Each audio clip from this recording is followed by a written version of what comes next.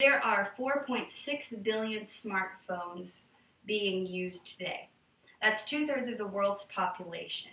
But there are only 500,000 active Apple apps. I have some experience with app design because I'm married to a designer. I have taken several courses from a well-known company called Mixergy. I have read several books, including App Empire. So today I will be talking to you about the lucrativeness of app design. The reason why it is so lucrative is because the App Store is one of the fastest growing marketplaces today. Apps are easy to create and develop with little upfront capital, and the income and future growth is exponential. In 2014, it is said that the mobile internet users will completely surpass the desktop internet users. Right now, the desktop internet users are at 1.5 billion people, and the mobile internet users are at 1.2 billion. This corresponds because as the mobile internet users increase, the app downloads will also increase. Right now, there are 30 million apps being downloaded a day.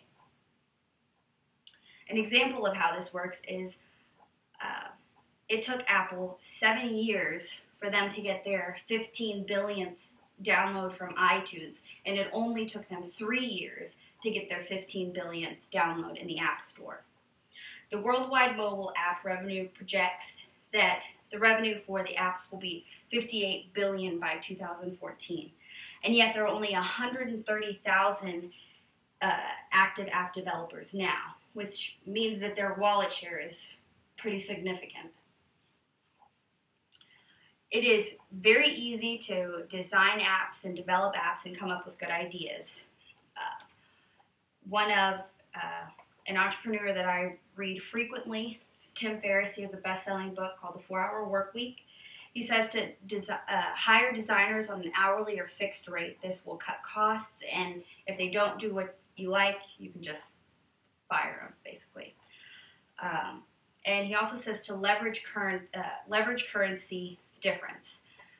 One quote that he uses exactly is earn dollars and pay rupees. Basically, he's talking about outsourcing, sending your work overseas and getting the same exact quality that you would get domestically for 1/10 of the price.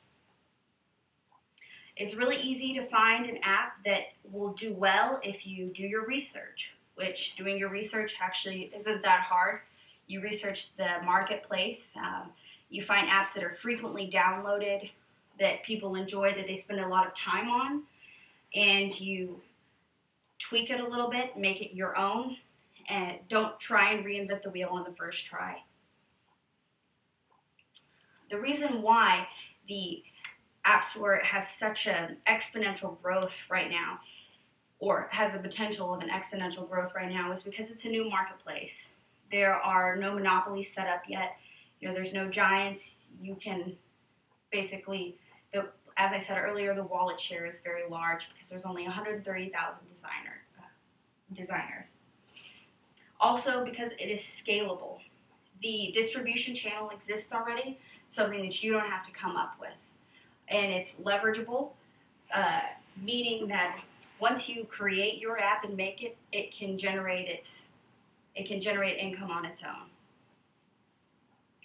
One example of an app that has done well through design is Instagram.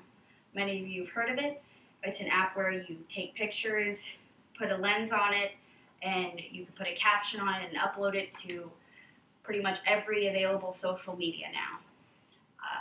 Basically, the designers of Instagram saw that there was a high download rate for apps that take pictures and for apps that put lenses on things, and they made it their own. Their download rate was so high that Facebook took notice and recently bought them out for $1 billion. In conclusion, apps are lucrative, but they can also be great tools for witnessing, and they